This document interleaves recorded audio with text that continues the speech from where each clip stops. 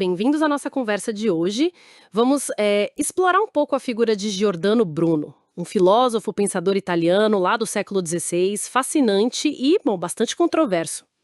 A gente tem aqui uns textos sobre a vida dele, as ideias, e umas citações que, olha, dão o que pensar. Exato. Nossa missão aqui é tentar entender por que as ideias dele eram tão radicais, né, para a época. Navegação, hein? Acabou levando ele à morte pela Inquisição.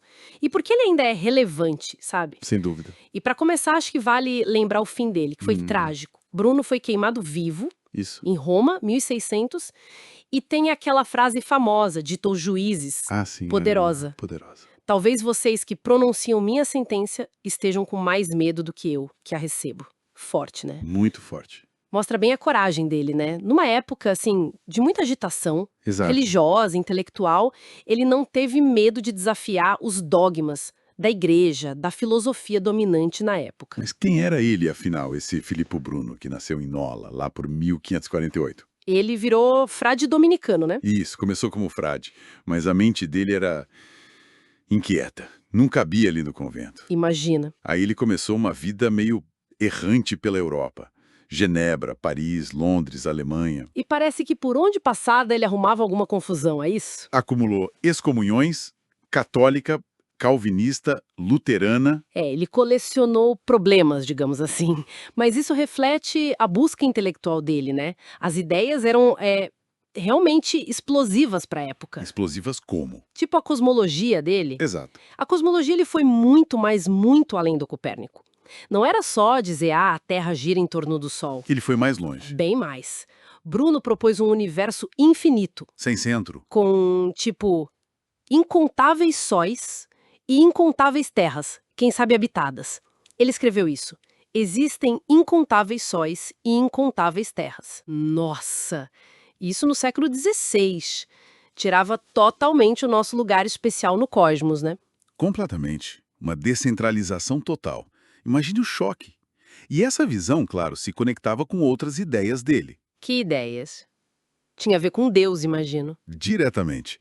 Esse universo imenso alimentava o panteísmo dele. A ideia de que Deus e a natureza são, assim, a mesma coisa, em essência. Deus em tudo. Isso. Não um Deus lá longe, mas aqui, imanente. A alma do mundo, como ele dizia. A natureza não é outra senão Deus nas coisas. Interessante. E isso levava a outras conclusões? Sobre a matéria, talvez? Sim, levava à ideia de unidade, que o universo todo é feito de uma única substância, eterna. Ele até resgatou umas ideias do atomismo antigo falando de mônadas. Mônadas. É, como se fossem os tijolinhos básicos da realidade, sabe? Indivisíveis. Universo infinito, Deus na natureza, mônadas e a religião oficial. Como é que ficava? Ele devia bater de frente, né? Totalmente, frontalmente. Ele criticava muito a autoridade cega das igrejas, os rituais, os dogmas que ele via como vazios. E o que ele valorizava, então? A razão. A busca pessoal pela verdade. A tal luz interior. Isso tinha que vir acima da fé imposta, entende? Ele chegou a dizer algo como: os tolos do mundo foram aqueles que estabeleceram religiões. Pesado, né? Bem pesado para a época. E tinha também aquela história da arte da memória. Sim, mas para ele não era só uma técnica de memorização. Era mais profundo. Era um jeito de entender a própria ordem do universo, de conectar a mente humana com essa estrutura cósmica, com o divino que está em tudo. Faz sentido dentro da lógica dele. Mas com ideias assim, o confronto era quase certo, né? Como foi que ele acabou preso e julgado? Bom, o estopim foi uma denúncia. Em Veneza, 1592, um nobre chamado Giovanni Moccesenigo. Ah, o Moquecênigo. Isso, tinha contratado Bruno para aprender a arte da memória, mas acabou denunciando ele para a Inquisição, talvez por medo ou, sei lá, decepção. E aí começou o processo. Exato. Primeiro em Veneza, depois transferiram para Roma. Foram anos, anos de interrogatório, mas o Bruno, olha, se manteve firme. Não voltou atrás. Nas ideias centrais, não. Sobre o universo infinito, a alma do mundo, Deus na natureza, ele não negou.